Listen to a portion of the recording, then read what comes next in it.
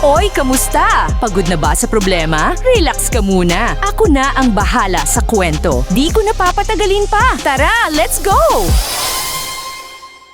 Lumapit ang lalaki sa isang bilanggo na kakagaling lang sa aksidente. Nang walang sinasabi, agad niyang itinusok ang hiringgilya sa bilanggo. Ang layunin niya ay gumanti sa bilanggo sa harap niya. Lumalabas na dati pa silang may sama ng loob sa isa't isa. Ang bilanggo ay anak ng isang mayamang pamilya. Libangan niya ang magmaneho ng sobrang bilis sa mga kalsada. Sobrang mayabang at malupit siya. Dahil lang masyadong mabagal ang takbo ng truck sa harap niya at na-delay siya ng ilang segundo, agad siyang sumugod at hinarangan ang unahan ng truck. Pagkatapos, bumaba ang young master sa kotse niya, inilabas ang baseball bat at inutusan ng driver ng truck na bumaba. Gusto sanang bumaba ng asawa mula sa truck pero pinigilan siya ng buntis niyang misis. Malapit na siyang manganak at ayaw niya ng gulo. Nang makita ito, marahas na sinimulan ng mayamang young master na basagin at sipain ang truck. Isa sa mga libangan niya ang pahirapan ng mahihirap. Hindi na nakatiis ang asawa at gusto na niyang bumaba para lumaban. Pero nakiusap ang misis niya na tiisin na lang ito alang-alang sa anak nila. Nang makita ito, mas agresibo pang binasag ng mayamang young master ang truck. Hindi na rin nakatiis ang nakababatang kapatid na babae na nakaupo sa loob ng kotse at sinabihan siyang tumigil na. Doon lang siya pansamantalang huminto. Pero habang paalis siya, ang tingin ng paghamak mula sa asawa ay muling nagpagalit sa kanya. Agad na hinabol ni Jae-hwan ang truck habang tuloy-tuloy na nagsasabi ng masasamang salita ang bibig niya. Nagmamadaling tumawag ang nakababatang kapatid na babae sa panganay niyang kuya. Sinabi niya na pumunta ito agad at asikasuhin ang pangalawa nilang kapatid na malapit ng makapatay ng tao. Hindi inaasahan, pagkatapos ibaba ng panganay na kuya ang telepono, sinabi niya sa mga tauhan niya na mabilis na magpadala ng tao para magdulot ng aksidente at ipapatay si Jae-hwan. Agad na pinadala ang isang truck. Sa oras na ito, mas malakas nang bumubuhos ang ulan. Muling pinaandar ng mayamang young master ang kotse para harangan ng truck. Huminto ang parehong sasakyan sa gitna ng intersection. Sakto naman, dumating din ang hitman sakay ng kotse niya. Nagawa ng mayamang young master na makaalis para makatakas sa oras, pero malas na nabangga ng hitman ang mag-asawang nagmamaneho ng truck. Pagkatapos ng aksidente, dinala ang mag-asawa sa ospital. Ang emergency medicine doctor pala ay mabuting kaibigan ng asawa. Sa sobrang sakit, mahigpit na hinawakan ng asawa ang kamay ni Yije at nakiusap na iligtas niya ang misis at anak niya. Pagkasabi niyon, namatay ang asawa dahil sobrang lala ng pinsala niya. Ginawa ni Yije ang lahat para iligtas ang matalik niyang kaibigan pero hindi pa rin niya nagawa. Masakit niyang pinanood ang pagkamatay ng matalik niyang kaibigan sa mismong harap niya nang wala siyang magawa. Sobrang critical din ang kalagayan ng buntis na misis. Sa oras na ito, lumabas sa mga test na may papiledema siya sa utak. Agad na nag-utos si Yije ng operasyon para mailigtas ang buhay niya. Pero habang ginagawa niya ang craniotomy, biglang pumasok ang mayamang young master sa operating room at inistorbo ang procedure. Itinuro niya at iginiit na unahin ng pinakamahusay na doktor ang paggamot sa gasgas sa noo ng nakababatang kapatid niyang babae. Sinabi niya na kapag mas naantala pa sila, magsasara na ang sugat sa noo nito. Tumanggi si Yije sa hindi makatuwirang kahilingang ito at agad siyang hinablot ni Jae-hwan. Sinabi ni Jae-hwan kay Yije na pag-aari ng ama niya ang ospital at anak siya ng chairman. Tinakot niya si Yije na kung ayaw nitong matanggal sa trabaho, hayaan na lang nitong mamatay ang buntis na babae. Agad siyang inutusan ni Yije na umalis. Nagbabala siya na kung hindi aalis si Jae-hwan, tatawag siya ng pulis. Nang marinig ito, napilitan si Jae-hwan na umalis sa operating room. Mabilis na bumalik si Yije para ipagpatuloy ang operasyon at iligtas ang buntis na babae. Malapit na niya itong mailigtas nang biglang dumating ang hospital director at inutusan siyang tumigil. Iginiit ng direktor na asikasuhin ni Yije ang gasgas sa noo ng anak na babae ng chairman. Siya mismo ang naglabas kay Yije. Pero nang makarating sila, naroon ang malupit na binata na nakahiga ng komportable habang nakataas ang mga paa. Tinakot niya si Yije na kapag umalis ulit ito sa kwarto, sisiguraduhin niyang agad itong matatanggal sa trabaho. Hindi pinansin ni Yije ang mga banta ni Jae-hwan at nagmadali siyang bumalik para iligtas ang buntis na babae. Pero dahil sa pagkaantala, lumipas na ang kritikal na oras para iligtas siya. Kahit ginawa ni Yije ang lahat, hindi na niya mailigtas ang babae. Tumigil ang pagtibok ng puso ng buntis na babae at wala nang magawa si Yije habang pinapanood ang flatline sa electrocardiogram. Nabigo ang pangako ni Yije sa kaibigan niya na iligtas ang asawa nito. Sobra ang pagsisi ni Yije sa sarili niya. Alam niya na kung naging matatag siya at pinalayas niya agad ang mayamang binata noon pa, na iligtas sana niya ang mag-ina. Agad na tumawag ng pulis ang mayamang binata para ipaaresto si Yije. Ipinahayag din niya na ito ang kabayaran sa pangangahas na suwayin si Jae-hwan. Ipinasuspinde ni Jae-hwan ang medical license ni Yije, kaya napuno ng hinanakit si Yije pero wala siyang magawa. Pagkatapos ng insidenteng ito, nasentensyahan si Yije ng 1 taon sa kulungan. Ikinulong siya sa isang bilangguan sa West Seoul, isang pasilidad na nakalaan para sa makapangyarihang mga kriminal. Makalipas ang 1 taon, pinalaya si Yije. Bumalik siya sa bilangguan para makipagkita sa isang makapangyarihang babae na nakakulong doon. Nasentensyahan siya ng 50 taon dahil pinatay niya ang kalaguyo ng asawa niya.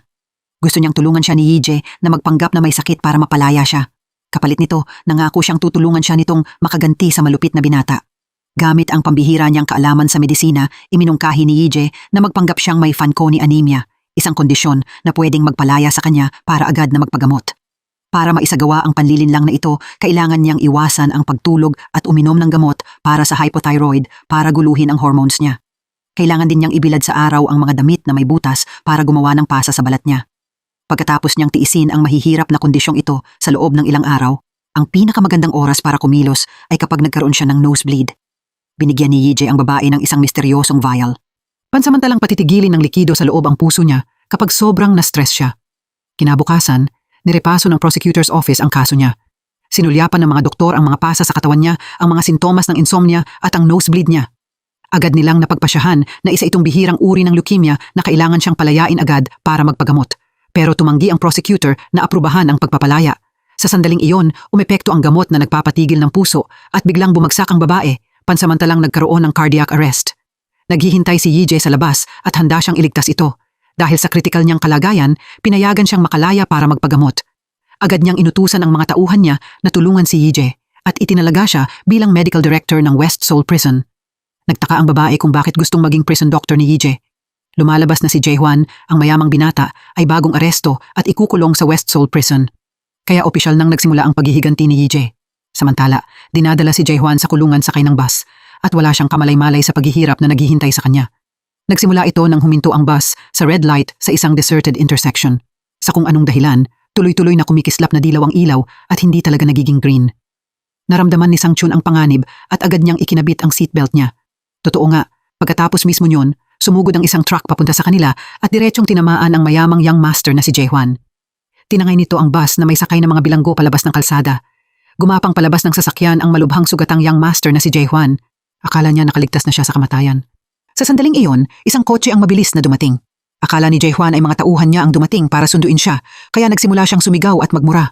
Pero mabilis siyang nataranta nang makita niya ang mukha ng lalaki. Si Yije iyon, ang lalaking binalak niyang sirain at ipakulong 1 taon na ang nakalipas. Biglang gumamit si Yije ng pliers para putulin ang posas ni Jae-hwan. Pagkatapos makinig ng mabuti, na-diagnose niya na may bali sa tadyang si Jae-hwan at may pneumothorax. Kalmadong sinabi ni Yije sa kanya na malamang mamamatay siya sa loob ng 10 minuto.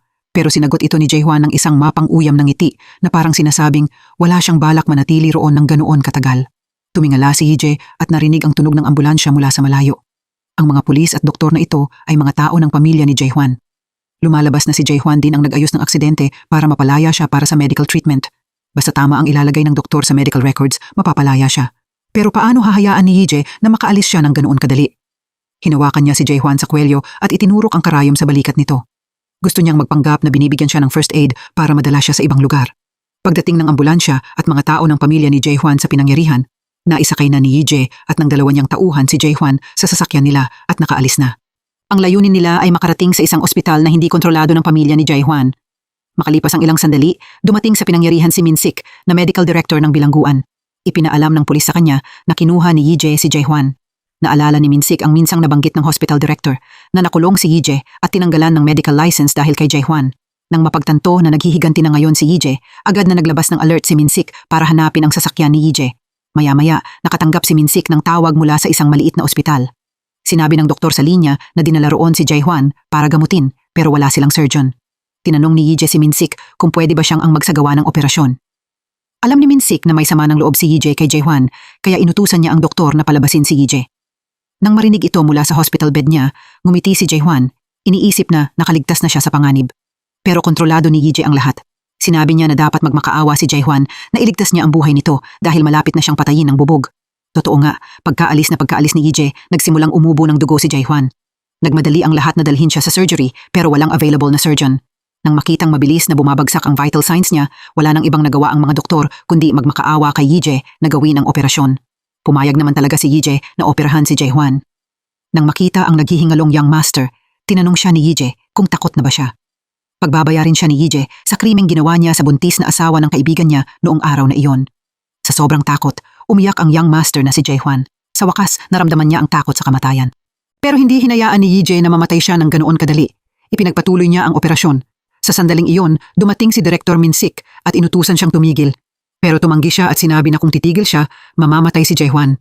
Nang marinig ito, sumuko ang prison medical director na si Minsik at pinayagan ito. Hindi inaasahan, dumating ang ina ni Jae-hwan at ang doktor nito at iginiit nilang itigil ni Yee-jae ang operasyon. Pero dahil sa autoridad ng doktor, hindi sila pinayagang makialam habang ginagawa ang procedure. Kaya nagpatuloy si Yee-jae at lalo namang nagalit ang ina. Galit siyang sumigaw, balak niyang gibain ang pinto. Sa sandaling iyon, dumating ang half-brother ni Jae-hwan na si Jae-jun. Pumayag siyang ipagpatuloy ni Yee-jae ang operasyon. Kahit unang beses pa lang nilang magkita, naiintindihan nila ng mabuti ang isa't isa. Iisa ang layunin nila, ang ipakulong si Jae-hwan. Sa ganoong paraan, wala nang makikipag-agawan kay Jae-jun para sa posisyon ng chairman. Alam ito ng stepmother at sobrang galit siya, pero wala siyang magawa. Naging matagumpay ang operasyon at nailigtas ang buhay ni Jae-hwan. Tinanong ni Jae-jun kung kailan ibabalik si Jae-hwan sa kulungan. Sinabi ni Yee-jae na karaniwan, aabutin ito ng 2 linggo. Pero kung gusto ni Jae-jun, pwede niyang ibalik si Jae-hwan kasing aga ng bukas. Tumawa si Jae-jun at naisip niyang talagang maaasahan si Yee-jae. Pagkatapos, sinabi ni Yee-jae ang pag-asa niyang italaga siya ni Jae-jun bilang medical director ng bilangguan. Nangako siya na hindi kailanman mapapatawad o mapapalaya si Jae-hwan dahil sa medical reasons. Agad na pumayag si Jae-jun at inutusan ang kasalukuyang medical director na maghanda para ipasa ang posisyon kay Yee-jae. Si Minsik na malapit nang mawalan ng trabaho ay sobrang galit. Ipinaalam niya ito sa ina ni Jae-hwan. Siyempre, hindi hahayaang ganoon lang ng asawa ng chairman ang mga nangyari. Makalipas ang 2 linggo, gumaling si Jae-hwan. Pagkatapos, ibinalik siya sa kulungan. Dumating din si Yee-jae para maghanda sa bago niyang tungkulin bilang medical director. Sinalubong ng mga bilanggo si Yee-jae na parang bayani dahil 1 taon ang nakalipas, ginamot at nailigtas niya ang marami sa kanila. Nang marinig ng dating direktor ang balita, nagmadali siyang pumunta roon. Galit na galit siyang pumasok sa opisina niya kung saan kalmadong ginagamot ni Yee-jae ang mga bilanggo. Tumanggi si Minsik na hayaan si Yee-jae na pumalit bilang medical director habang hindi pa siya opisyal na nawawalan ng posisyon. Sinabi niya kay Yee-jae na maaari lang itong maging temporary director hanggang magbitiw si Minsik. Pero determinado si Minsik na hindi basta-basta mawala ang posisyon niya. Noong gabing iyon, kung saan-saan tumawag si Minsik para humingi ng tulong sa pag-asang mapanatili ang trabaho niya. Hindi inaasahan, dinalhan siya ng asawa niya ng isang kahon na puno ng ebidensya ng mga krimen niya. Kabilang ang mga pekeng medical records para mapalaya ang mga bilanggo mula sa kanilang sentensya. Tinawagan ni Yee-jae si Minsik at tinanong kung nagustuhan ba niya ang regalong ipinadala niya. Sinabi niya kay Minsik na kung gusto nitong mamuhay ng payapa, mabilis nitong isulat ang resignation letter niya. Hiningi rin niya na agad dumalo si Minsik sa isang banquet at ipahayag sa harap ng lahat na si Yee-jae ang bagong direktor. Wala nang ibang opsyon si Minsik kundi pumayag. Pero habang paalis siya, biglang pinigilan siya ng isang tauhan at ibinunyag na si Yee-jae ang utak sa likod ng aksidente noong araw na yon. Binanggit din nito na ang kasabwat ni Yee-jae ay si Sang-chun na nasa parehong bus din noong insidente. Alam nilang may aksidenteng mangyayari kaya maaga nilang ikinabit ang seatbelt nila. Tinulungan din nila si Yee-jae na dalhin palayo si Jae-hwan. Matapos malaman ang totoo, agad na tinawagan ni Minsik si Yee-jae. Sinabi niya na alam niyang si Yee-jae ang nagplano ng aksidente. Nang marinig ito, nakaramdam ng kaba si Yee-jae habang mayabang nang ngumiti si Minsik. Agad siyang nagmaneho diretso sa bilangguan at unang hiniling sa tapat na prison warden na patayin ang lahat ng kamera. Pagkatapos, naglabas siya ng malaking dami ng insulin. Tahimik na pumasok si Minsik sa kwarto at ikinadena si Sang-chun sa kama. Balak niyang gamitin ang paraang ito para pilitin si Sang-chun na umamin sa lahat. Nagkuha si Minsik ng malaking syringe ng insulin at agad niya itong itinurok sa tiyan ni Sang-chun.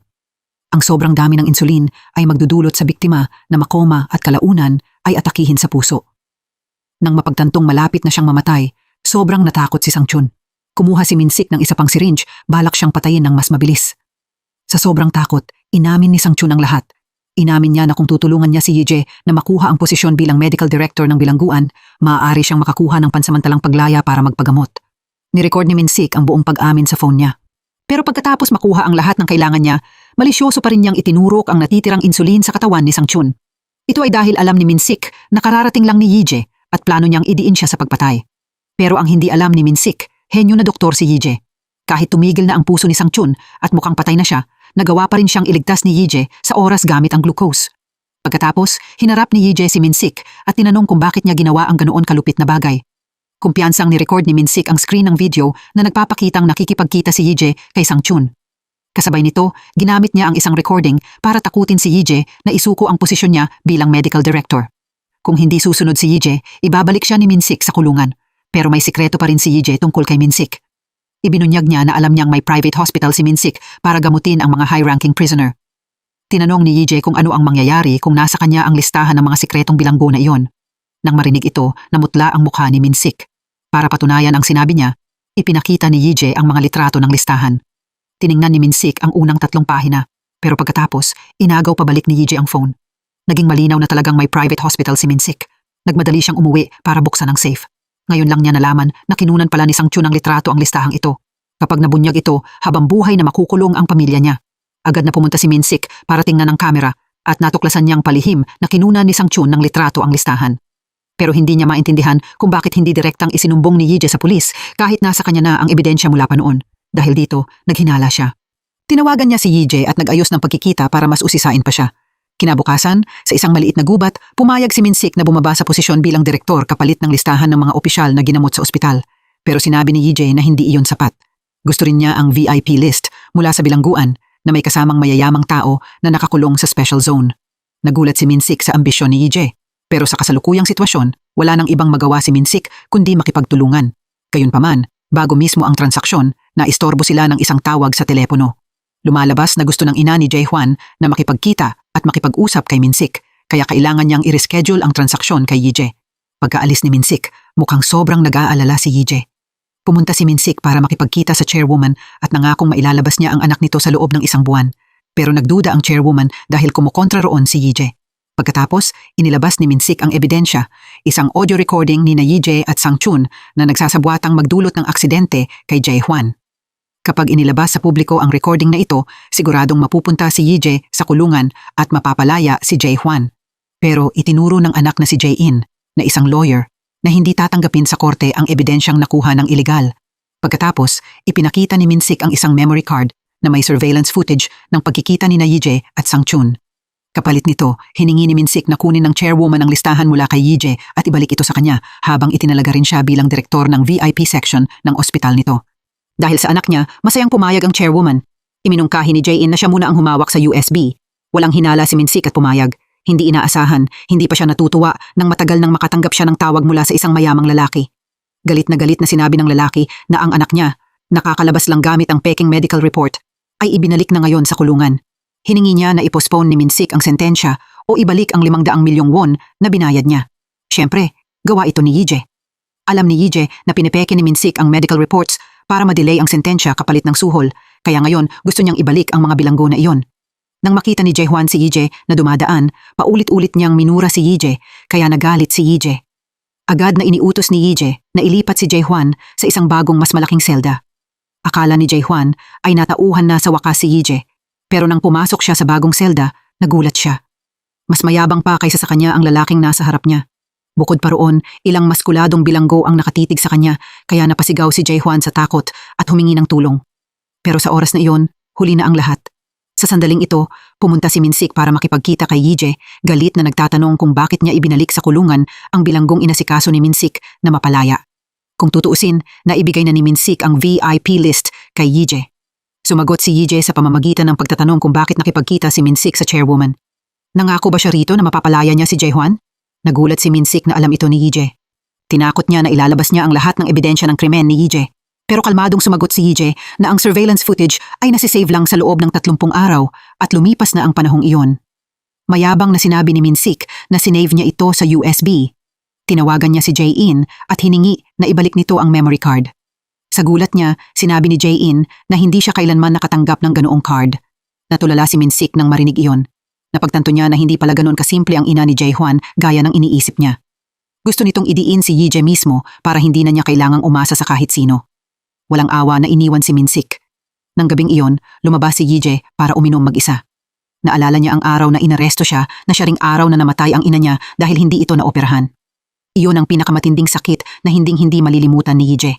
Determinado si Yije na gumanti kay Minsik dahil sa pagkamatay ng ina niya. Gabi na nang umuwi siya, bigla niyang nakita na bukas ang pinto. Pagpasok niya, nakita niya ang isang estranghero na tinitingnan ang mga plano niya sa paghihiganti. Aatakihin na sana ni Yije nang mapagtanto niyang ito pala ang dating hospital director niya. Sinabi ng lalaki kay Yije na napakalaki ng kapangyarihan ng medical director ng bilangguan. Ang Secretary of Prisons ay napapalitan tuwing 2 taon, pero si Minsik ay nasa posisyon niya na sa loob ng 22 taon. Pinayuhan niya si Yije na itigil na ang pagharap kay Minsik at binalaan siyang maaaring malagay sa panganib ang buhay niya. Sumagot si Yije na dahil kay Minsik kaya namatay ang ina niya. Kaya kahit ano pa ang mangyari, kailangan niyang makaganti kay Minsik. Nang marinig ito, wala nang ibang nagawa ang hospital director kundi umalis. Kalaunan, inireport niya ang lahat kay Director General Uisik. Kasabay nito, naroon din si Minsik. Lumalabas na nasa listahan ang pangalan ni Director General Uisik ng mga taong nagpeke ng medical records para maagang makalaya. Kaya takot na takot siyang mabunyag ang listahan. Inutusan ni Director General Uisik na kunin ang listahan mula kay Yije sa kahit anong paraan kahit pa kailangan siyang patayin. Pagkatapos, bumalik si Minsik sa ospital at maingat na nirepaso ang footage ng pagkuha ni Sang Chun sa listahan. Napagtanto niya na unang 3 pahina lang ang nakuhanan ng litrato ni Sang Chun. Ito ang dahilan kung bakit inagaw pabalik ni Yije ang phone matapos makita ni Minsik ang 3 pahinang iyon. Sigurado si Minsik na nasa possession pa rin ni Sang Chun ang original na listahan. Sinabi ni Minsik kay Director General Uisik na kung tama ang hula niya, nasa loob ng bilangguan ang listahan. Agad na nagmaneho si Minsik papunta sa bilangguan at hinalughog ang lahat ng gamit ni Sang Chun para hanapin ang listahan. Pero kakaiba, wala ito kahit saan. Sa sandaling iyon, sinabi ng isang prison guard sa malapit na noong nakaraang gabi, nagpadala si Sang Chun ng package sa pamamagitan ng express delivery. At ang recipient ay walang iba kundi si Yije. Nang marinig ito, sobrang kinabahan si Minsik. Nagmadali siya sa opisina ni Yije para maharang ang package, pero sa oras na iyon, natanggap na ito ni Yije. Binuksan niya ito, pero hindi iyon ang listahan. Isa lang itong note mula kay Sang Chun na nagsasabing ligtas na naitago ang listahan. Sa sandaling iyon, biglang pumasok si Minsik sa kwarto at hinablot ang package. Tinanong ni Yije kung hinahanap ba ni Minsik ang mga dokumento. Si Minsik, na inakalang iyon ang listahan, ay nahulog sa bluff ni Yije. Ginamit ni Yije ang pagkakataon para takutin siya at hiningi na agad mag-resign si Minsik. Pumayag si Minsik, pero sa kondisyon na pwede niya munang i-verify kung totoo ang listahan. Hinarangan siya ni Yije at binalaan na kapag binuksan ni Minsik ang envelope, ibibigay niya ito sa prosecutor. Nag-alinlangan si Minsik. Kapag binuksan niya ito, may panganib na makulong siya, pero kapag hindi niya ito binuksan, mananatili siyang mahina sa mga susunod na pagbabanta. Biglang ngumiti si Minsik dahil nabasa niya ang plano ni Yije. Kumpiyansa niyang sinabi na siguradong hindi ito ang listahan, pero sobrang kumpiyansa rin si Yije. Binuksan niya ang file sa harap ni Minsik at nasa loob nga ang tunay na listahan. Hindi nangahas si Minsik na tingnan ito. Kinuha pabalik ni Yije ang listahan at sinabi na ibibigay niya ito sa inspectors. Habang naghahanda si Yije na ipadala ang listahan, desperadong pinigilan siya ni Minsik. Sinabing handa siyang sundin ang mga utos ni Yije at pumayag na magdaos ng meeting kinabukasan ng umaga para ipahayag ang resignation niya. Galit na lumabas si Minsik mula sa opisina. Sa totoo lang, peke ang listahan, ginawa ito ni Jung-hee para tulungan si Yije na lokohin si Minsik. Sa meeting ng mga doktor noong hapong iyon, nag-assign si Yije ng mga gawain sa lahat. Direkta niyang inutusan si Minsik na inspeksyonin ang pinakamasamang prisoner section. Masunuring sumunod si Minsik, kaya nagulat ang lahat. Walang nag-akala na ang dating pinuno ng bilangguan ay ngayon ay magtatrabaho sa ilalim ni Yije. Maging ang mga bilanggo ay nagulat nang makita ang dati nilang direktor na ngayon ay inaasikaso ang pinakamasasamang inmate. Sa sandaling ito, isang lalaking may peklat sa mukha ang gustong magbunyag ng sikreto. Sinabi niya na alam niya ang lahat tungkol sa listahan. Nang marinig ito, nagbago ang kilos ni Minsik. Ipinaliwanag ng lalaking may peklat sa mukha na ang package na ipinadala ni Sang Chun ay sulat kamay lang dahil siya ang nagpadala nito. Sa sobrang saya sa balitang ito, agad na nagwala si Minsik palabas at iniwan ang inspeksyon niya. Nagmamadali siyang pumunta sa opisina ni Yije at hinanap ang lahat ng sulok. Totoo nga, nakita niya ang sulat sa paper shredder. Ngumisi si Minsik ng matagumpay. Sa pamamagitan ng lalaking may peklat sa mukha, nalaman ni Minsik na ang tunay na listahan ay naibigay sa anak na babae ni Sang Chun. Agad niyang dinala ang mga tauhan niya sa ospital para hulihin si Sang Chun at pagkatapos ay gumawa ng video call na nagpapanggap na kinidnap niya ito. Nakita ng anak niya ang lahat at sobrang natakot, kaya agad niyang ibinigay ang listahan kay Minsik. Nang marinig ni Yije ang nangyari, nagmadali siya papunta sa hospital room ni Sang Chun. Pero pagdating niya, si Minsik lang ang naghihintay sa kanya roon. Sinabi ni Minsik kay Yije na ngayon, ipapakita niya sa kanya ang tunay niyang kapangyarihan. Ipinagyabang niya kung paano niya minsang tinanggihan ang operasyon na naging dahilan para mamatay ang ina ni Yije. At ngayon, pahihirapan niya si Yije sa parehong paraan. Pagkasabi nito, masayang umalis si Minsik. Di nagtagal, nakuha niya muli ang listahan ng mga korap na opisyal at inutusan ang mga tauhan niya na magpadala ng assassin para patayin si Yije. Sa sandaling iyon, pabalik na si Yije sa bilangguan. Tinawagan siya ni Jung-hee at binalaan na kapag pumasok siya sa bilangguan, mawawala ang buhay niya. Biglang inapakan ni Yije ang preno pero huli na ang lahat. Nalock na ng mga guard ang gate ng bilangguan. Nataranta si Yije at lumabas. Lumalabas na may fire drill sa bilangguan. Pero sa kabilang panig, nakatingin kay Yije ang lalaking may peklat at inilabas ng mga assassin ang mga kutsilyo nila, handa na siyang patumbahin. Nang makita ito, mabilis na tumakbo palayo si Yije. Hinabol siya ng mga prisoner assassin papasok sa bahay dahil wala nang matakbuhan, wala nang magagawa si Yije kundi lumaban. Dahil sobrang dami ng kalaban, lumalaban siya habang tumatakbo. Pagkatapos tumakbo ng ilang sandali, narating niya ang cell at mabilis niyang isinara ang pinto. Akala ni Yije ay nawala na sila. Pero pinapanood siya ni Minsik at ng mga prison guard sa pamamagitan ng mga kamera. Napansin ni Minsik na ang bahaging ito ng bilangguan ay ganap na walang tao. Nang mapagtanto na ito ang perpektong pagkakataon para patayin si Yije nang walang maiiwang bakas, tuwang-tuwa si Minsik. Pagkatapos, pinaalis niya ang mga guard at naiwan siya roon para panoorin ang lahat sa pamamagitan ng mga kamera. Sa loob, naglalakad si Yije nang bigla siyang tinambangan. Sa utos, hiniwa ng mga bilanggo ang mga pulso niya. Habang pinapanood ito sa kamera, tumawa si Minsik. Sa delikadong sandaling ito, desperadong sumigaw si Yije kay Sangchun na iligtas siya. Totoo nga, lumitaw si Sangchun na nagtaksil kay Yije matapos makatanggap ng release order mula kay Minsik. Mabilis na inalok ni Yije si Sangchun ng mas magandang deal, sinabing may paraan siya para agad mapalaya si Sangchun para makita niya ang anak niya. Nang marinig ito, pumayag si Sangchun at pinalaya si Yije. Dahil alam niyang nanonood si Minsik, tinakpan ni Yije ang kamera. Pero lumipat si Minsik sa isa pang kamera at nakuha ang lahat sa tape. Pagkatapos, gumawa si Yije ng eksaktong tusok sa tiyan ni Sangchun para mailabas siya para sa emergency treatment. Habang tuwang-tuwa si Minsik sa video na nakuha niya, biglang nawalan ng power ang kamera. May isang taong palihim na pinatay ang power source. Nagmadali si Minsik palabas pero nadala na si Sangchun. Matagumpay na nabaliktad ni Yije ang sitwasyon at nakatakas siya sa kamatayan. Galit na galit si Minsik na nabigo ang assassination. Habang kumukulo siya sa galit, inalok ng lalaking may peklat sa muka na siya na mismo ang bahala sa susunod na assassination kay Yije. Labis itong ikinatuwa ni Minsik. Pagkatapos, inimbestigahan ni Minsik ang mga jailer para malaman kung sino ang nagpatay ng power pero hindi nila matukoy ang salarin. Samantala, minadali ni Yije si Sangchun papunta sa ospital. Eksakto ang pagkakalagay ng sugat kaya hindi ito delikado sa buhay. Pero bigla, nagsimulang mangisay si Sangchun dahil sa sobrang pagkawala ng dugo. Nataranta si Yije dahil akala niya perpekto niyang nakalkula ang lahat. Noong nirepaso niya ang medical records, doon lang niya napagtanto na may blood clotting disorder si Sangchun. Wala nang ibang nagawa si Yije kundi madaliing dalhin si Sangchun sa Taegang Hospital para sa emergency treatment. Hindi inaasahan, ang doktor doon ay kontrolado rin ni Minsik. Pagkaraan ng ilang sandali, matagumpay na nailigtas si Sangchun. Sinabi ni Yije sa kanya na kapag gumaling siya, makikita niya ang anak niya. Sakto namang muling lumitaw si Minsik at hiningi na agad ilipat pabalik si Sangchun sa bilangguan para gamutin doon. Dahil ang head doctor doon ay isa rin sa mga tauhan niya. Nang marinig ito, nagalit si Sangchun at napaupo. Nang mapagtanto na muling nadurog ang pangarap niyang makita ang anak niya, mapait na umiyak si Sangchun. Wasak na wasak siya dahil malubha ang sakit ng anak niya at ang huling hiling niya ay makita lang ito kahit saglit. Naantig si Yije dito at gusto niyang tulungan si Sangchun. Noong araw na iyon tumanggap ang bilangguan ng 20 bagong inmate. Isa sa kanila ay isang binatang may blonding buhok, isang sira-ulong psychopath. Tuloy-tuloy na tinutulak at binabangga siya ng malaking lalaking nasa likod niya, kaya nagalit ang blonding binata. Agad siyang humarap at inatake ang malaking lalaki, tinamaan pa siya sa isang vital spot sa leeg. Kung hindi pumagitna ang mga guard, namatay sana agad sa lugar ang malaking lalaki. Napansin ng doktor ang pumutok na artery at minadali siyang dalhin para gamutin. Habang tinitingnan ang file ng blonding lalaki, may napansing kakaiba si Yije. Nakapatay ng maraming babae ang binata pero 5 taon lang ang naging sentensya niya sa kulungan. May hinalang direktang hinarap siya ni Yije at tinanong kung nagpapanggap ba siyang may mental illness para mabawasan ang sentensya niya. Kalmadong inamin iyon ng blonding lalaki at pagkatapos ay tinanong si Yije kung gaano karaming pera ang gusto niya. Napagtanto ni Yije na nakagawa rin ang lalaki ng pang-aabuso. Dinukot niya ang mga babae, dinala sila sa bahay niya at gumamit ng mainit na plantsa para pahirapan sila hanggang mamatay. Pero dahil sa psychiatric record niya, 5 taon lang ang naging sentensya niya sa kulungan. Determinado si Yije na parusahan ang murderer na ito at lalo siyang nagalit nang walang hiya itong magtanong kung sapat na ba ang 2 bilyong won para tulungan siyang makalabas. Nang marinig ito, tumayo si Yije at sinipa siya. Pagkatapos, binali niya ang braso ng murderer. Sinubukan ng murderer na tumayo at lumaban pero sa huli, walang awa siyang binugbog ni Yije. Gusto ni Yije na maramdaman niya ang sakit ng mga biktimang pinahirapan niya.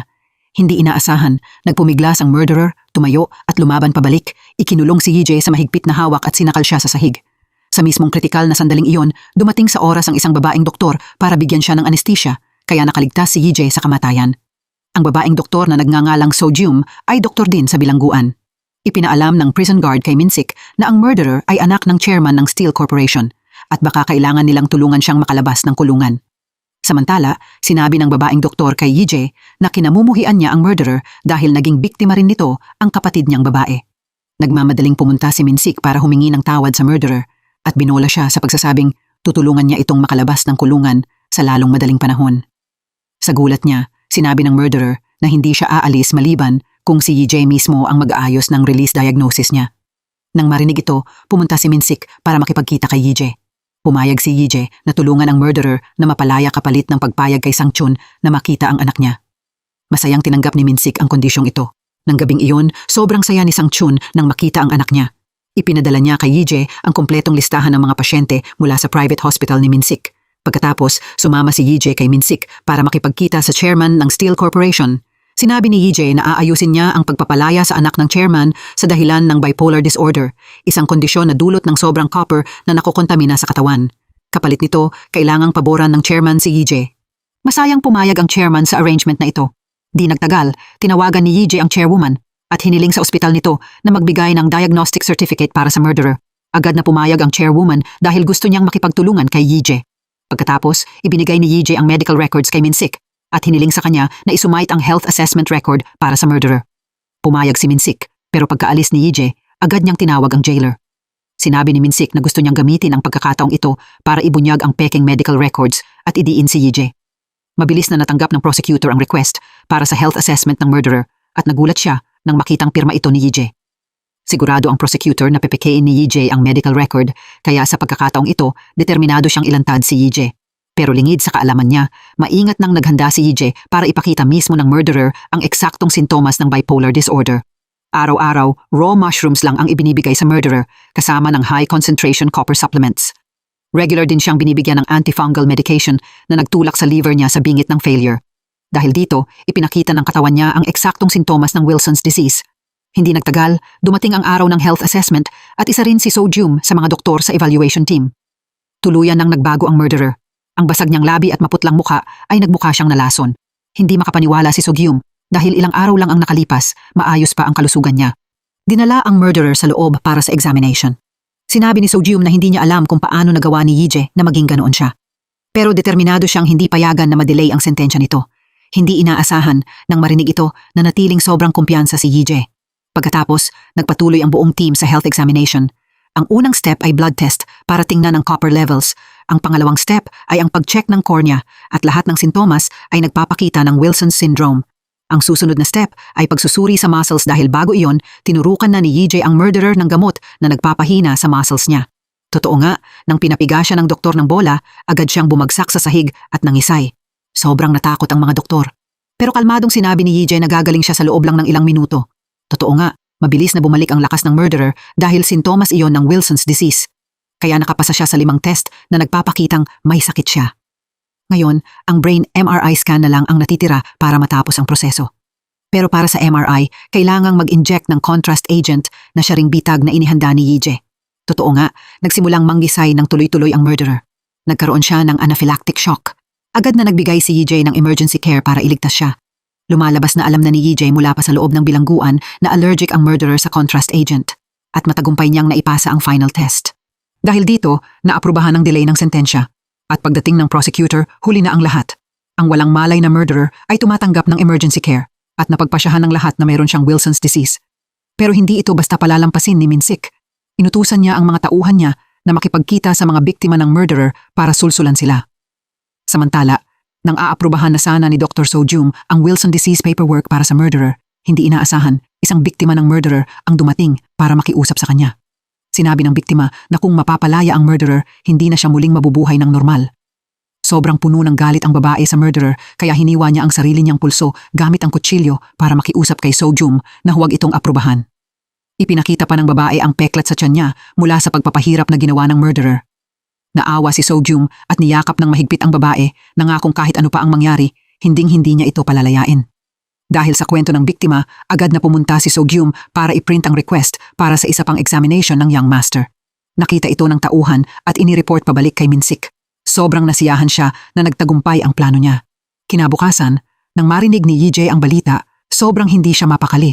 Tuluyan itong ginulo ang plano niya. Agad na pumunta si Yije sa examination site pero pinigilan siya ng prosecutor na pumasok. Makalipas ang ilang sandali, natapos ang examination. Galit na galit ang murderer dahil nireject siya ni So-Gyum. Nagpanggap siyang matumba at sa gitna ng kaguluhan, naglabas siya ng panulat para saksakin si So-Gyum sa dibdib. Tumama ang saksak sa artery kaya mabilis na bumagsak si So-Gyum. Maring diniinan ni Yije ang sugat, sinusubukang pigilan ang pagdurugo. Pero sa loob lang ng ilang segundo, halos wala ng buhay si So-Gyum at ang walang hiyang murderer ay dumudura rin ng dugo.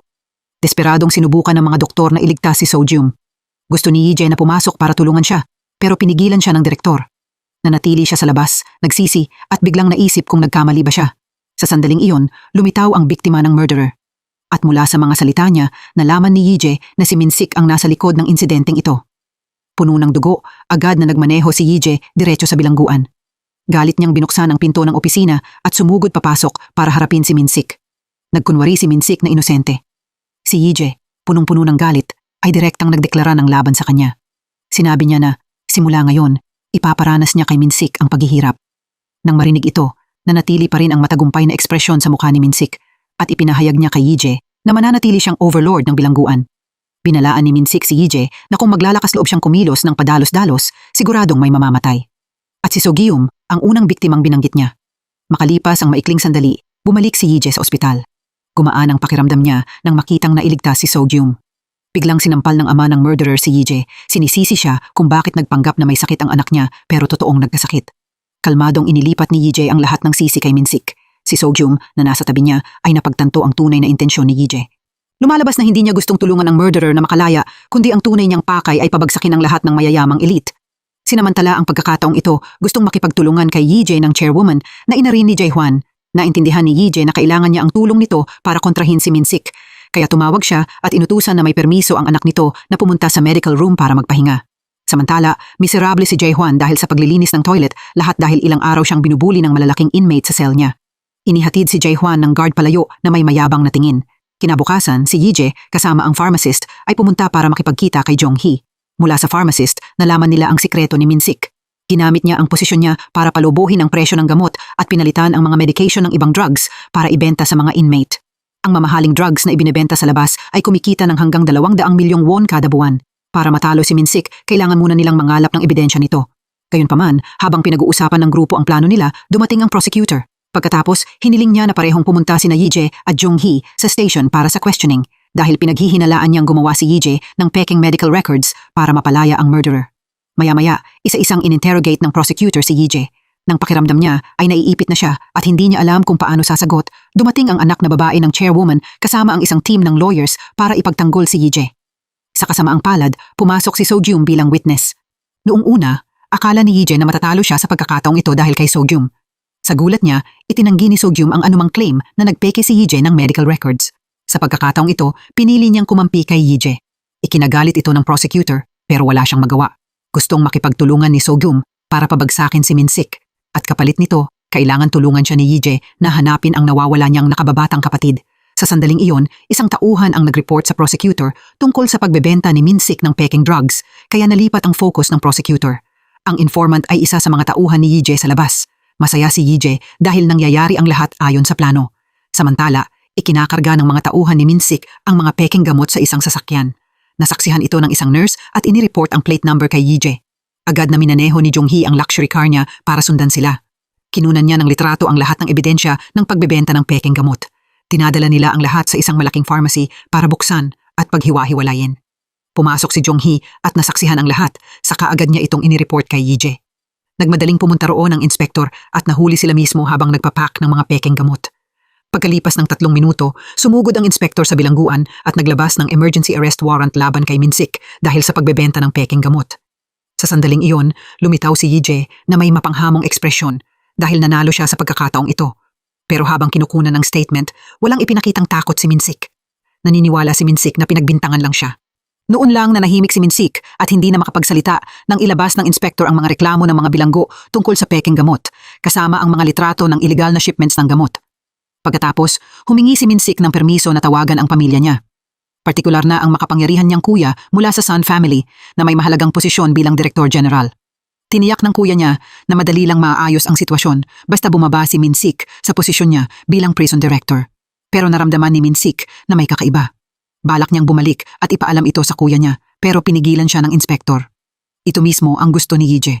Sinasamantala ang pagkawala ni Minsik sa bilangguan. Pinabuksan ni Yije sa isang bilanggong magaling magbukas ng safe ang secret vault ni Minsik.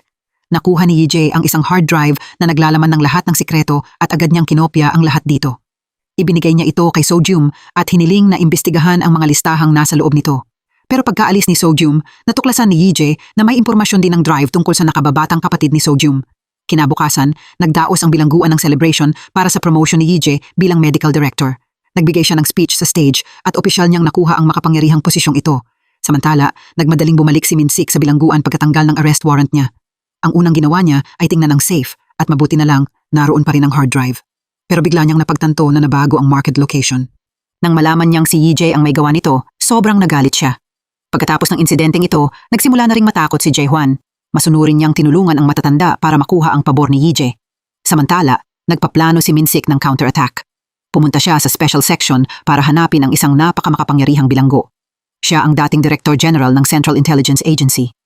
Gusto ni Minsik na pigilan niya si Yijay at nangako siyang tutulungan ang dating Director General na makilala ang anak niya kapalit nito.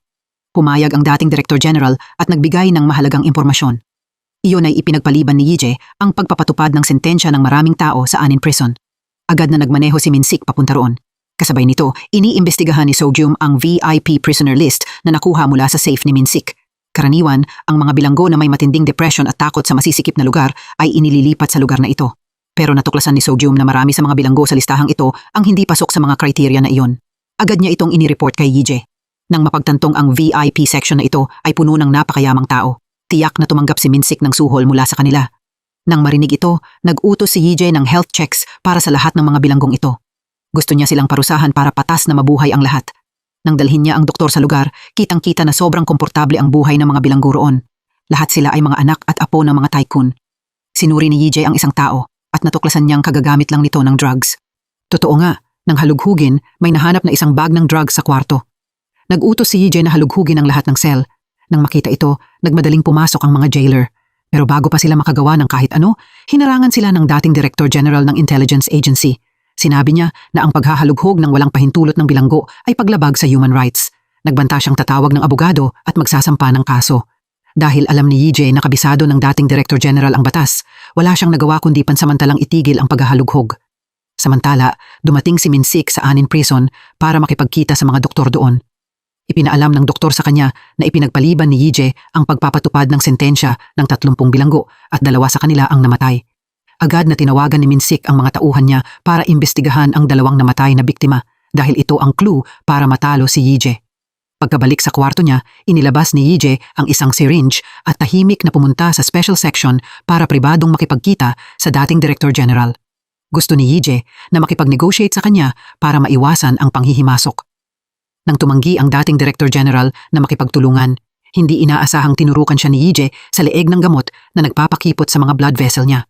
Sinamantala ito ni Yijay para mailabas siya mula sa bilangguan para sa emergency care. Tiniyak nito na wala nang makakaharang sa kanya. Gayunpaman, nangako si Yijay na papayagan niya siyang makilala ang anak niya.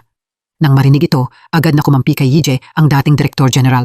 Samantala, nire-review ni Sogyum ang data ng nakababatang kapatid niya sa bilangguan at natuklasan niyang nakasalubong pa ng kapatid niya ang kuya ni Jae-hwan na si Jae-jun. Tinakot siya ni Jae-jun na papatayin siya kung mapapalaya siya. Habang gulat na gulat si Sogyum, biglang lumitaw si Jae-jun. Napukaw ng gulat na ekspresyon sa mukha niya ang curiosity nito. Mabuti na lang, mabilis na lumipat si Sogyum sa ibang video. At nang tumingin si Jae-jun sa ibaba, isang hot girl lang ang nakita niya sa kabilang side. Tinulungan ni Yijay ang dating Director General na makilala ang anak niya. Inireport ng nakababatang kapatid na babae na nasa kwarto ni Sogyum si Jae-jun, kaya nagmadali si Yijay na puntahan siya. Gumawa si Yijay ng distraction para hindi ma-check ni Jae-jun ang computer. Pero naramdaman pa rin ni Jae-jun na may kahina-hinala. Inutusan niya ang mga tauhan niya na nakawin ang laptop ni Sogyum. Maya-maya, habang kausap ni Sogyum si Yijay, may palihim na pumasok sa kwarto at kinuha ang laptop. Sakto naman, bumalik si Sogyum sa kwarto niya at itinulak siya ng magnanakaw pabagsak habang tumatakas. Totoo nga, natuklasan ni Sogyum na nawawala ang computer niya at gusto niyang tingnan ang security cameras. Pero sinabi ng guard sa kanya na kwarto lang niya ang nawalan ng power kaya hindi nila ito ma-check. Pero nang bumalik si Jae-jun sa kwarto niya at binuksan ang computer, nakita niyang walang kahina-hinalang video. Wala siyang kaalam-alam na nagawa ni Sogyum na burahin ang video sa oras. Sa sandaling iyon, pumunta si Minsik para makipagkita sa prosecutor at magsampa ng reklamo.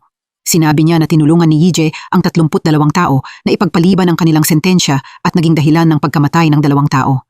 Agad na pumunta ang prosecutor para harapin si Yijay, dala ang listahan ng 2 biktimang namatay dahil sa mga ginawa ni Yijay sa mga peking sakit. Nakakagulat na natiling sobrang kumpiyansa si Yijay.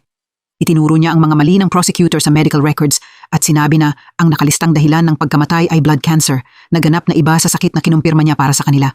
Sobrang makatwiran ng paliwanag kaya napilitan ang prosecutor na sumuko. Sa puntong ito, tumanggi pa ring umatras si Minsik.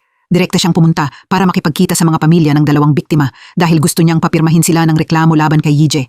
Pero sinabi nila sa kanya na hindi si Yije ang dahilan ng pagkamatay ng ama nila. Ang tunay na salarin ay ang grupo ng mga doktor sa Hayon Hospital. Natulala si Minsik dahil sarili niyang ospital iyon. Ipinaliwanag ng mga pamilya na kinuha ng ospital ang kalahati ng insurance money nila kaya hindi na kayang magpagamot ng ama nila at namatay ito roon. Nagulat si Minsik nang marinig na ganito ang ginawa ng mga tauhan niya. Agad siyang nagmaneho pabalik sa sarili niyang ospital para mag-imbestiga.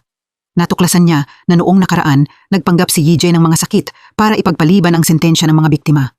Pero sinadyang hayaang mamatay ng Hayon Hospital ang mga biktima para nakawin ang insurance money nila. Ngayon, napagtanto ni Minsik na natrap siya ni Yije. Kapag nabunyag ito, siguradong makukulong ang buong pamilya niya. Sobrang galit ng kuya ni Minsik nang malaman ang sitwasyon at paulit-ulit niyang sinampal si Minsik sa mukha. Gayunpaman, dahil may malaking kapangyarihan ang kuya niya, ginamit niya ang connections niya para humingi ng tulong sa isang commissioner. Inutusan ng mga nakakataas si Prosecutor Wisik na palampasin ang bagay na ito. Pero hindi ito kayang palampasin ng matuwid na Prosecutor Wisik. Agad siyang nakipag-ugnayan kay Yije at humiling ng collaboration para ilantad ang nakakatakot na korupsyon ni Minsik na nagnakaw ng insurance money mula sa mahihirap. Ito mismo ang gusto ni Yije. Naalala ni Yije ang isang insidente noon nang ipinagpaliban niya ang sentensya ng isang pasyente. Kung nakinig ang pasyente kay Yije at nagpagamot, magiging maayos sana siya. Pero gusto ng lalaki na bayaran ng Hayon Hospital ang insurance niya kaya tumanggi siyang magpagamot. Sa kasamaang palad, namatay siya mismo roon at walang pusong kinuha ng mga doktor sa Hayon Hospital ang lahat ng insurance money niya.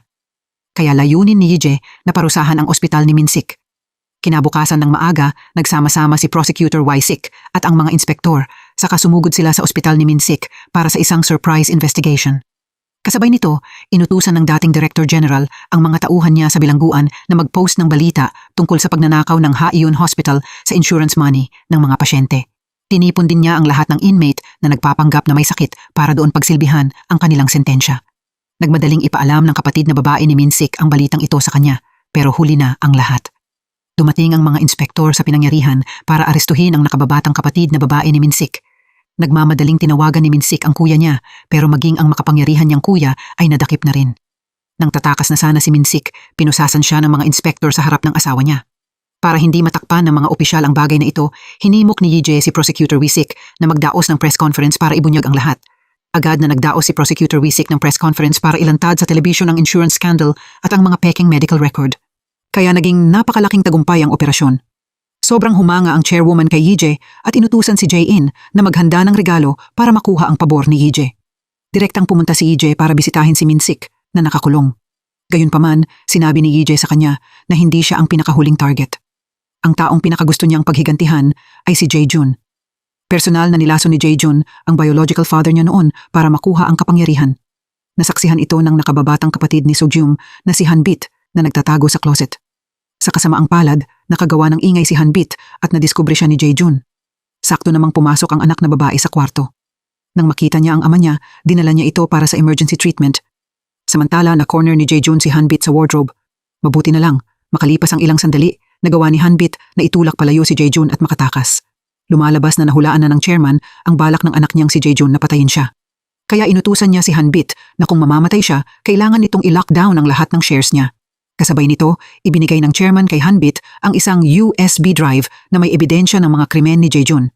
Pagkatapos, inutusan niya itong dumiretso sa evidence room para isumayte ito. Pero nang gabing iyon, habang papunta si Hanbit, sinundan siya ng kotse ni Jae-jun. Pinaharangan ni Jae-jun sa tatlo niyang tauhan ang daan ni Hanbit. Nang papatayin na sana nila si Hanbit, dumating ang pulis sa pinangyarihan. Dahil desperado siyang mabuhay, gumawa ng plano si Hanbit. Sinadya niyang lumabas at magnakaw ng police car. Pagkatapos, binangga niya ito sa isa pang sasakyan para gumawa ng aksidente. Dahil dito, naaresto si Hanbit bago pa siya mapatay ni Jae-jun para patahimikin. Kahit nasa custody na siya, nagbigay ng senyales si Jae-jun na ipapapatay pa rin niya si Hanbit sa loob ng bilangguan. Nakatago ang lahat ng ebidensya sa hard drive na hawak ni Minsik. Nagbanta si Minsik na kung malaman ni Jae-jun na hawak nila ang ebidensya, lahat sila ay papatayin. Sinabi ni Yije na ang tanging opsyon nila ay magtulungan para pabagsakin si Jae-jun na siyang nasa likod ng pagkamatay ng ina ni Yije. Hiningi niya na ibigay ni Minsik sa kanya ang kontrol ng Hayon Hospital at inihanda pa ang kinakailangang dokumento para pirmahan ni Minsik. Dahil nanganganib ang buhay niya, napilitan si Minsik na pumayag at pumirma. Kaya madaling nakuha ni Yije ang kontrol sa ospital ni Minsik. Sinabi niya kay Minsik na i-enjoy na lang ang natitirang buhay niya sa kulungan, kaya sobrang nagalit si Minsik, sinipa ang mesa at gustong saktan si Yije. Pero mas malakas si Yije, kaya madali niyang napabagsak si Minsik. Sinabi niya kay Minsik na kailangan niyang pagbayaran ang mga taong sinaktan niya. Pagkatapos, umalis si Yije. Naiwan si Minsik na galit, sumisigaw at inilalabas ang galit niya. Makalipas ang ilang sandali, tinawagan niya si Jae-jun para mag-alok ng partnership para pabagsakin si Yije. Inutusan ni Jae-jun si Minsik na tulungan siyang patayin si Congressman Jung na malapit nang ilipat sa bilangguan kung saan nakakulong si Minsik. Wala nang ibang pagpipilian at napilitang pumayag si Minsik na pumatay para kay Jae-jun.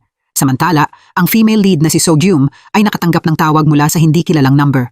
Ito ay ang dati niyang nawawalang kapatid na si Han-bit na gustong makipagkita para ibigay ang ebidensya ng mga krimen ni Jae-jun. Agad na nagmaneho si So-gyum papunta sa park para makipagkita sa kapatid niya habang tinatawagan si Yije para humingi ng suporta.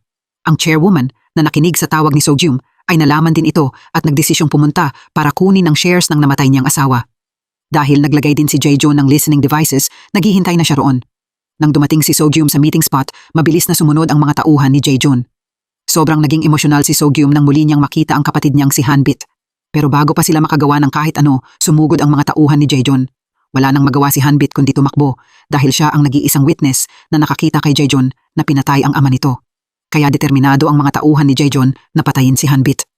Galit na galit ang chairwoman pero wala siyang magawa. Samantala, walang tigil na hinahabol si Han-bit ng maraming assassin. Hindi nagtagal, na-corner siya sa isang tunnel. Inutusan ni Jae-jun ang 10 pang assassin na sumali sa paghabol at siya mismo ang nagmaneho para harangan ang labasan ng tunnel. Sa loob ng tunnel, pinalibutan ng mga assassin si Han-bit kaya wala na siyang matakbuhan. Nakakagulat, lumitaw si Yije at pinatumba si Han-bit hanggang mawalan ng malay. Makalipas ang ilang sandali, dumating si So-gyum, umiiyak sa pag-aakalang patay na ang kapatid niya. Nasa malapit lang si Yije pero nanatili siyang tahimik, ayaw magsalita. Naghintay ang grupo ni Jae-jun sa labasan ng tunnel at pinagalitan siya ng chairwoman dahil gusto niyang saktan si Han-bit. Inakusahan niya ito na gustong agawin ang lahat ng shares ng asawa niya. Pinagalitan ni Jae-in si Jae-jun dahil sa kalupitan niya. Sakto namang tumakbo palapit ang isang tauhan para i-report na hindi mahanap si Han-bit kahit saan. Wala nang nagawa ang grupo kundi maghiwa-hiwalay. Umalis din ang mga tauhan ng chairwoman at lumapit si So-gyum sa chairwoman para kumprontahin siya kung bakit naroon siya sa lugar. Napilitan ang chairwoman na ipaliwanag ang lahat. Ibinunyag niya na si Han-bit, ang personal advisor ng chairman, at ipinagkatiwala sa kanya ang pagsisil ng shares para hindi ito mapunta sa kamay ni Jae-jun. Mahalagang tandaan na sa loob lang ng 48 araw, magaganap ang shareholder meeting para piliin ang bagong chairperson ng Taegang Group. Kung hindi maibibigay ni Han-bit ang shares na iyon sa kanya sa tamang oras, makukuha ni Jae-jun ang kontrol sa buong corporation. Matapos malaman ang totoo tungkol sa sitwasyon, sobrang nag-alala si So-gyum sa kaligtasan ng kapatid niya pero wala siyang magawa. Kinabukasan, inihatid pabalik si Minsik sa bilangguan. Nakaupo siya sa parehong sasakyan kasama si Congressman Jung. Para mapadali ang pagpatay, nag-imbestiga si Minsik at natuklasan na may hawak na ebidensya si Congressman Jung laban kay Jae-jun, kaya gusto ni Jae-jun na patayin ni Minsik si Mr. Jung. Biglang inatake sa puso si Congressman Jung. Dahil dati siyang doktor, inalok ni Minsik na tuturukan siya ng gamot. Habang natatanggap niya ang gamot, mabilis itong pinalitan ni Minsik ng lason. Pagkalipas ng 2 minuto, nagsimulang mangisay si Congressman Jung. Pero tinakpan ni Minsik ang bibig niya para hindi mapansin ng mga guard.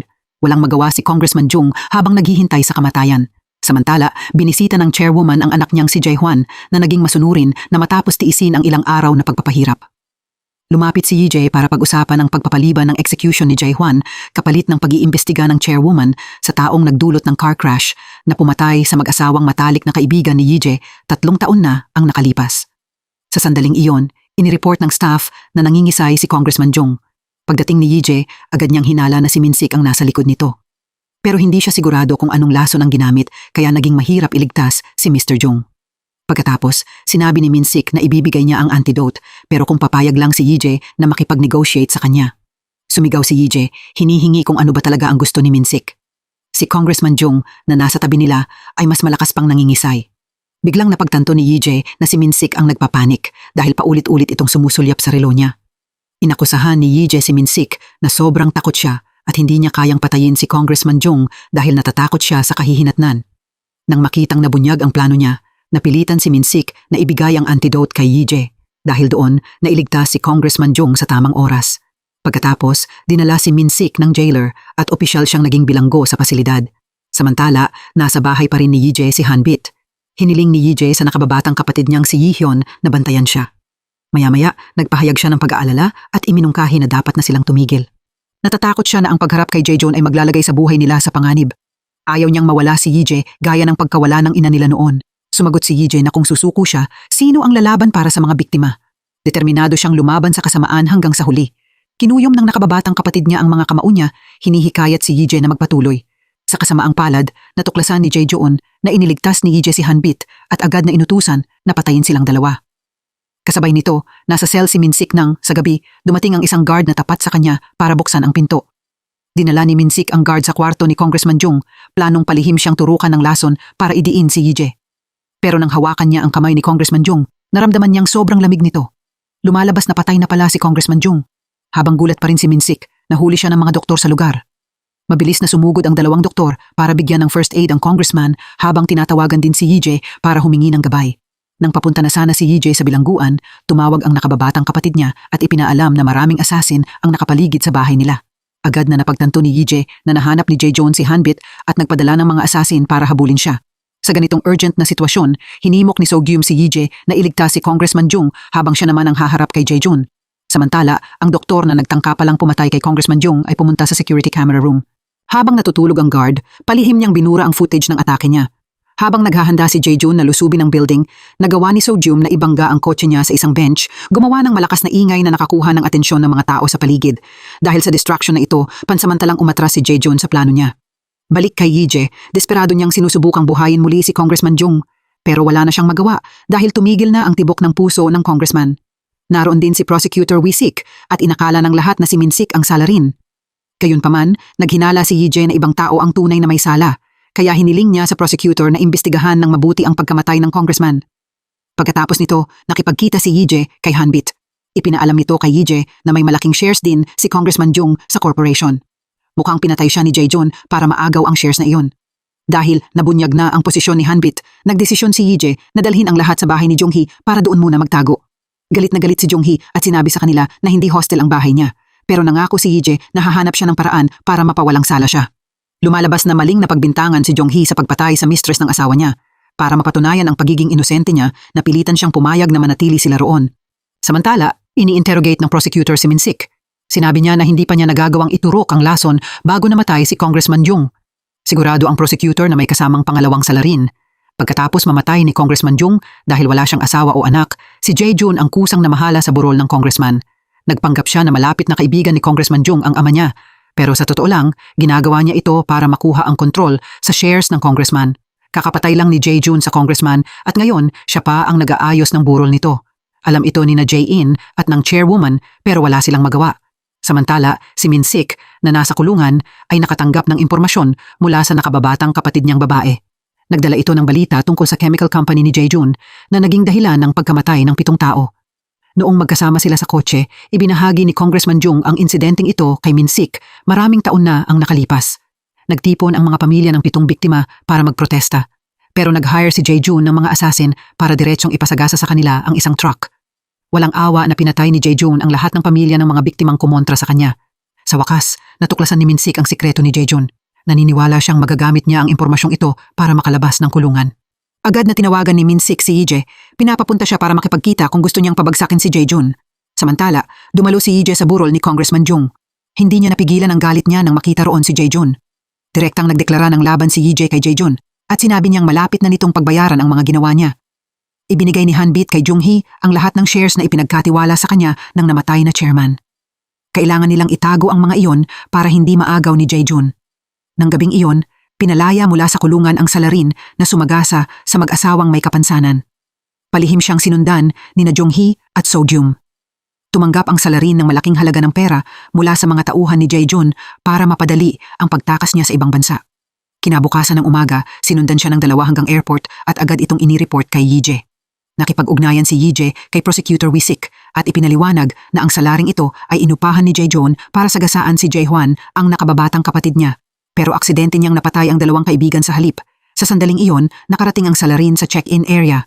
Dahil wala nang ibang opsyon, nagdesisyon si Jung-hee na gumawa ng distraction at subukang magpaantala ng oras. Dahil dito, nakarating si Yije sa tamang oras para turukan ang salarin ng pampakalma. Gayunpaman, sumugod ang mga tauhan ni Jaejoon para pigilan si Yije. Sa gitna ng gulo, nakatakas ang salarin. Pero mabuti na lang, dumating si So-gyum sa tamang oras at pinabagsak siya. Dumating ang inspektor at hinuli ang salarin. Galit na inatake ni Jae-jun ang tauhan niya, hinihingi kung bakit hindi pa nila pinatay ang salarin ng mas maaga. Sa sandaling iyon, biglang naalala ni Jae-jun na may nakababatang kapatid na babae si Yee-jae. Kaya inutusan niya na kidnapin silang dalawa ni So-gyum. Samantala, ini-interrogate ang salarin pero tumanggi siyang umamin kahit gaano pa siya pilitin. Pagkatapos ng 10 oras ng matigas na pananahimik, pinayuhan ni So-gyum si Yee-jae na baguhin ang taktika at mag-focus sa psychological pressure sa halip na physical violence. Tinanong ni Yee-jae ang salarin kung iniisip ba niyang talagang mahalaga siya.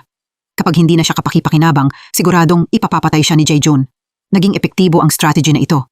Kalaunan, ibinunyag ng salarin na si Jae-jun ang nagplano ng lahat. Mula sa mga pagpatay sa car crash, pagkamatay ng mag-asawa, hanggang sa pagsagasa sa mga mamamayang kumontra sa kanya, konektado ang lahat. Nang makalap ang sapat na ebidensya ng mga krimen ni Jae-jun, ibinigay ni Yee-jae ang lahat ng ebidensya kay Prosecutor Wee-sik, kabilang ang mga detalye tungkol sa sabwatan para pumatay ng maraming tao.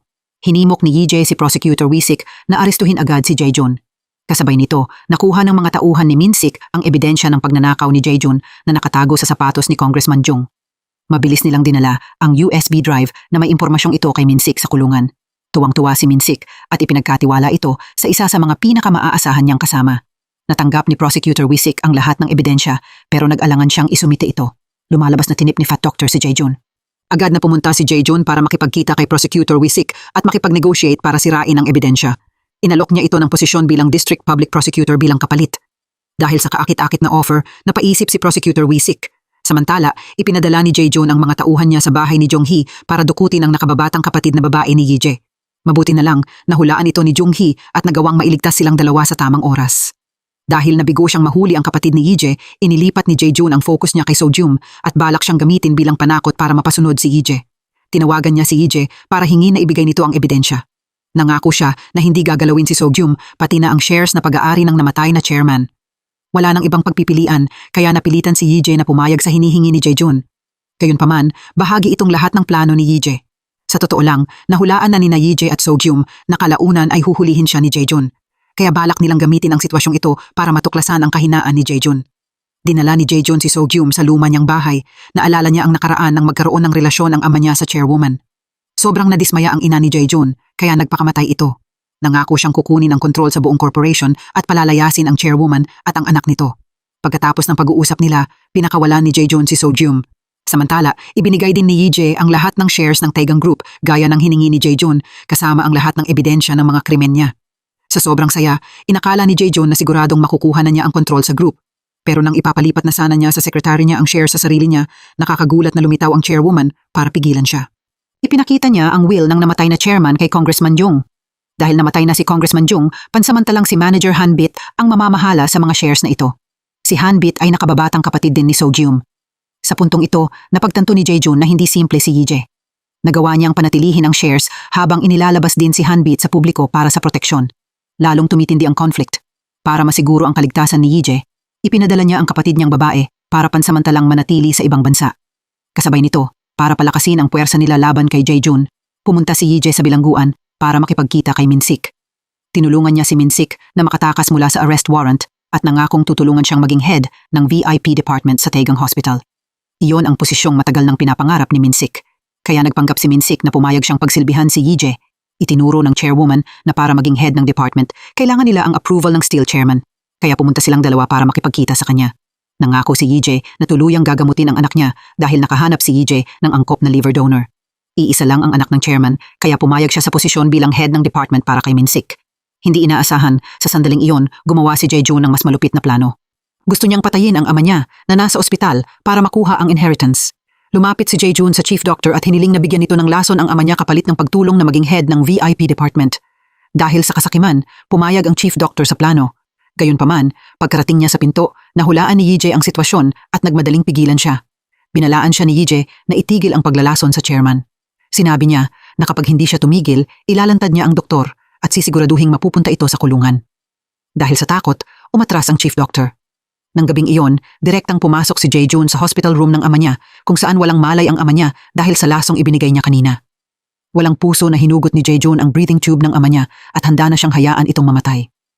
Sakto sa oras, sumugod si Yee-jae at muling ikinabit ang tube para iligtas siya. Dahil nagtataka sa kalupitan ni Jae-jun, Tinanong ni Yije kung paano niya nagagawang maging ganoon kawalang puso. Sumagot si Jaejoon na kailangang mamatay ang sino mang haharang sa daan niya. At hindi siya mapipigilan ni Yije na patayin ang ama niya. Sa sandaling iyon, dumating din ang chairwoman at si Jae-in. Walang pakialam na sinabi ni Jaejoon na kailangang mamatay ang ama niya. Pagkasabi nito, umalis siya sa kwarto. Sa sandaling ito, wala pa ring lead si Prosecutor Wisik tungkol sa pumatay kay Congressman Jung.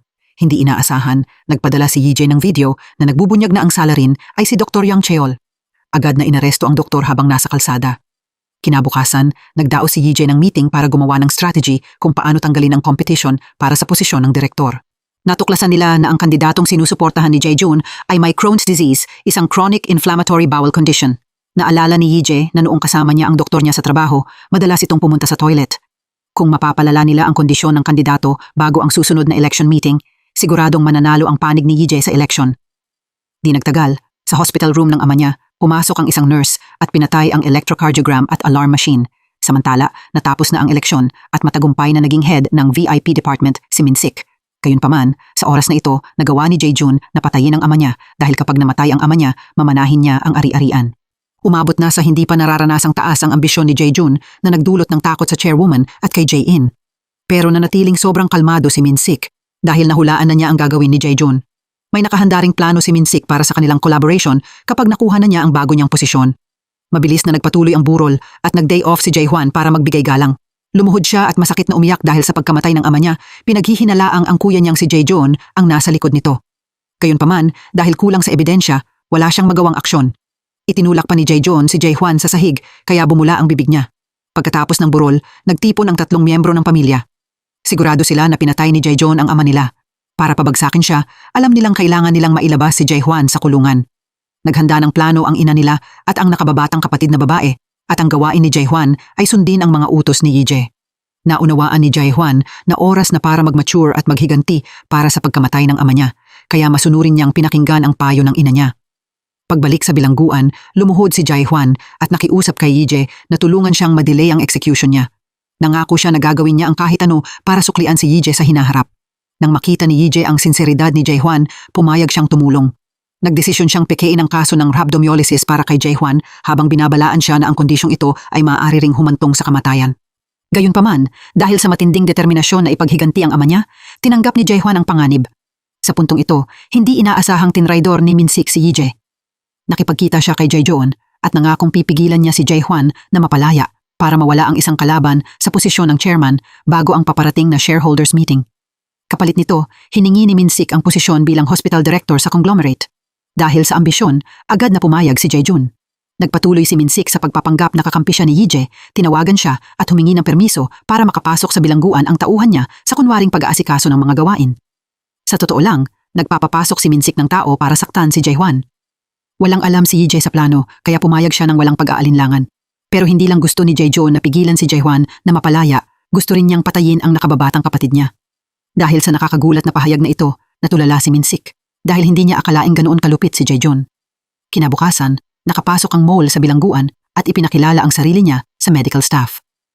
Pinanood niya si Jae-hwan na itinutulak ang katawan niya hanggang limitasyon sa pamamagitan ng sobrang pagpapagod sa sarili sa matinding init kaya lumabas ang mga sintomas ng rhabdomyolysis. Ang pagbabawas ng pag-inom ng tubig ni Jae-hwan ay magdudulot ng matinding pinsala sa kidneys niya. Si Jae-hwan, na ginagabayan ng paghihiganti, ay itinulak ang katawan niya sa sukdulan sa pamamagitan ng sobrang pag-iehersisyo habang binigyan pa siya ni Yije ng gamot para magdulot ng kidney failure. Araw-araw, nag-training si Jae-hwan sa gitna ng matinding hirap. Pero gabi-gabi, darating ang insider na may dalang tubig para tuksuhin siya. Mabuti na lang, malakas ang willpower ni Jae-hwan. Tumanggi siyang uminom at pinalayas ang insider. Nag-report pabalik ang insider kay Min-sik. Pagkatapos, inutusan siya ni Min-sik na saktan si Jae-hwan habang natutulog ito. Makalipas ang ilang araw, sobrang lumala na ang katawan ni Jae-hwan pero nagpatuloy siya hanggang maging kasing itim ng Coca-Cola ang ihi niya.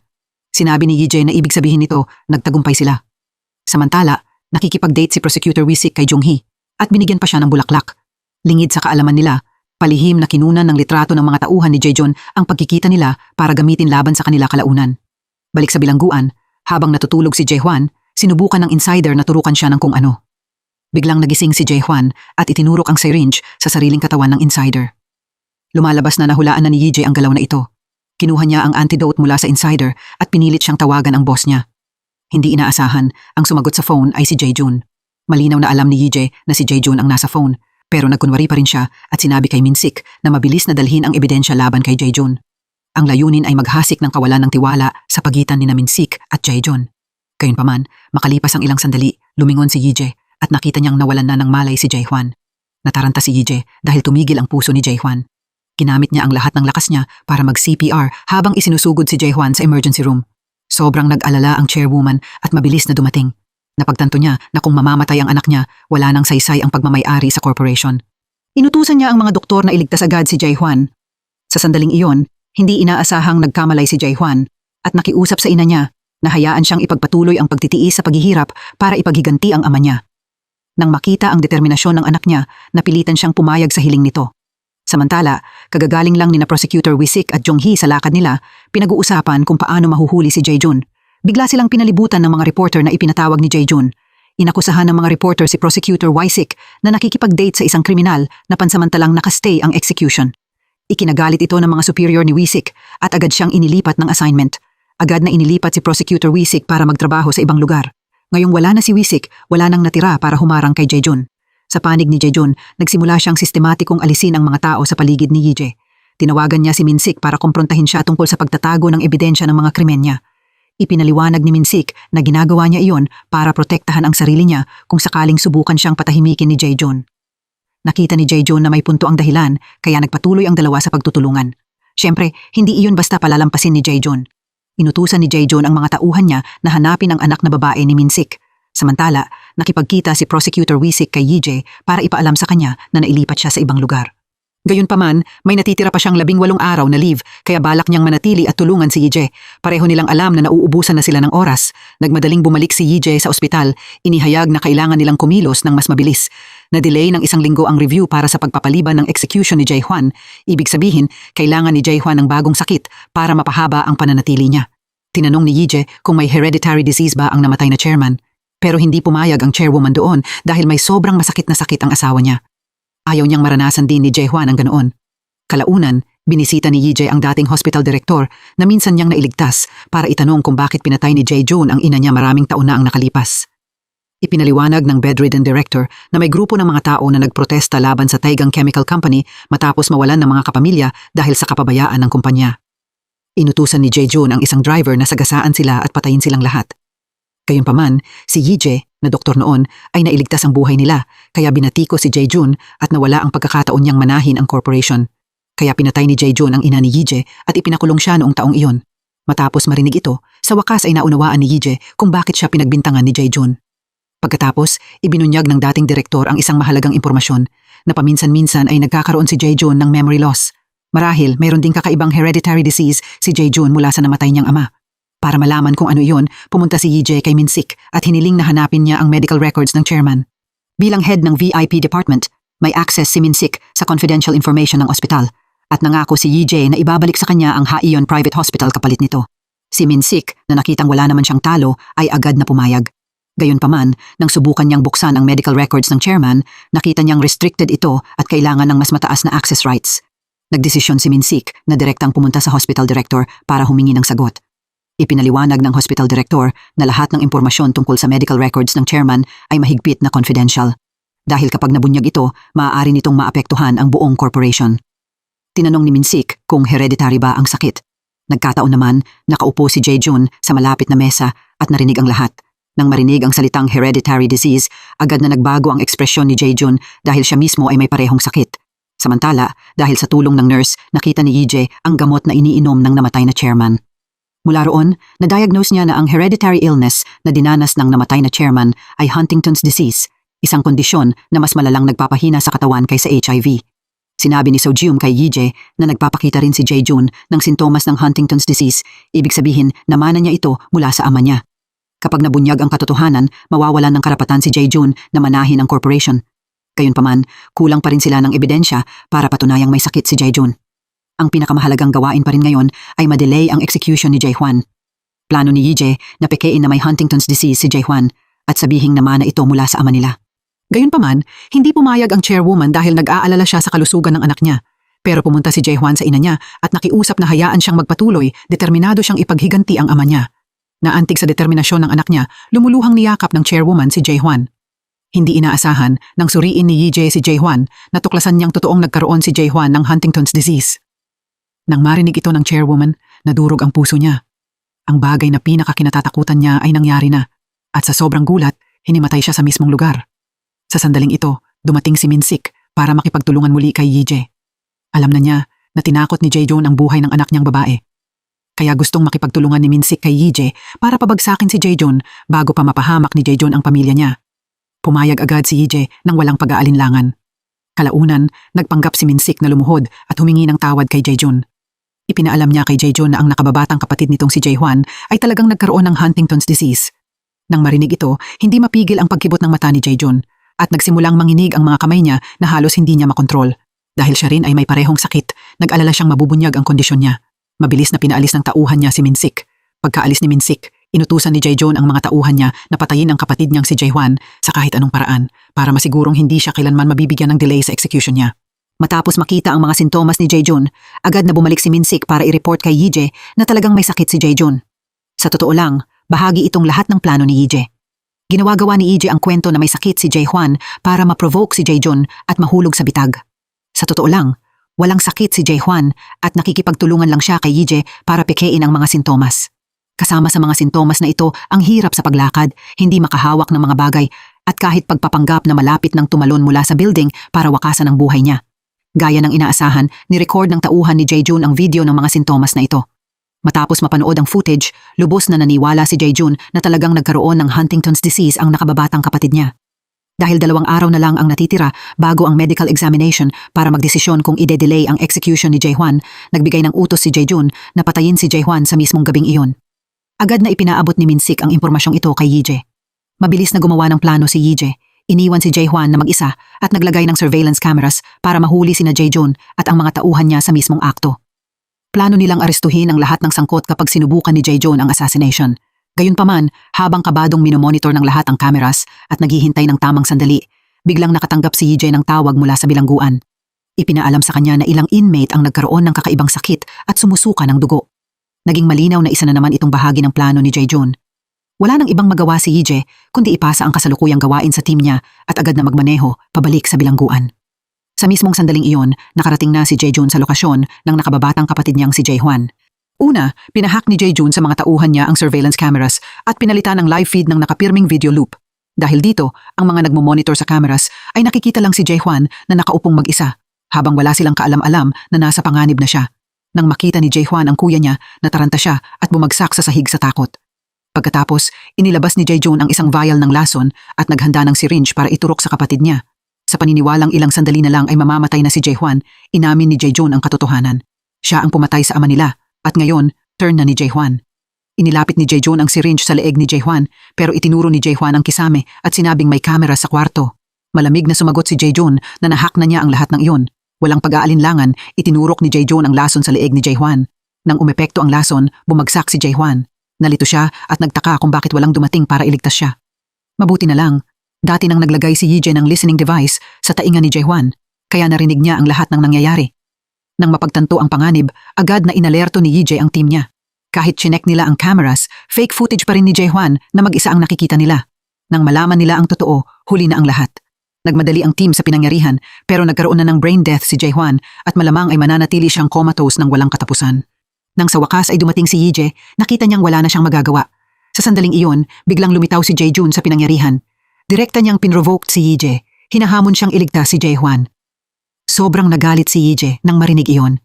Ipinahayag ni Jae-joon na sisirain niya ang sinumang mangangahas na kumontra sa kanya. Sa sandaling iyon, tuluyan nang tumigil ang puso ni Jae-hwan at kahit ano pang gawin ni Yee-jae, hindi niya mailigtas si Jae-hwan. Napuno siya ng kawalan ng pag-asa, pakiramdam niya kahit gaano siya magsikap, lagi pa ring nauunahan siya ng kalaban. Tahimik na naisip ni Yee-jae, ganun ba talaga kahirap parusahan ang masasama?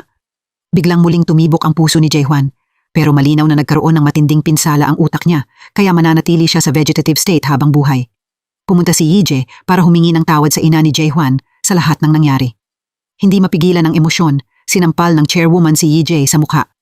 Sa kabila ng galit niya, sinabi niyang kailangan pa rin nilang tulungan si Yee-jae na pabagsakin si Jae-joon. Dahil ngayon higit kailanman, kailangan nilang magkaisa para talunin ang kalaban nila. Pagkatapos, tinipon ni Yijie ang lahat para buuin ang huling plano nila para sa showdown. Nang gabing iyon mismo, direktang pumunta si Yijie para harapin si Jaejun. Kumpiyansa si Jaejun na kontrolado niya ang lahat. Ipinagyabang niya na wala nang makakatalo sa kanya ngayon. Gayunpaman, nagpapaantala lang si Yijie para makapasok ang mga prosecutor at ang team niya sa building ni Jaejun. Tumanggi ang mga bodyguard sa entrance na papasukin ang mga prosecutor. Dahil wala nang ibang opsyon, gumamit ng puwersa ang team para makadaan ang mga prosecutor. Pero pagpasok nila sa loob, hindi inaasahang hinarangan sila mismo ng general prosecutor. Siya rin ngayon ay nasa ilalim ng impluensya ni Jaejun.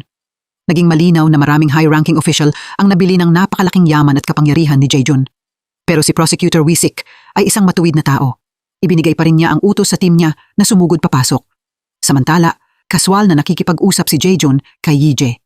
Nang samantalahin ang sandaling distracted si Jaejun, mabilis na itinurok ni Yijie ang malaking dose ng gamot sa leeg niya. Pagkatapos, tuloy-tuloy na tinukso ni Yijie si Jaejun, sinasabing lason iyon at malapit na siyang mamatay.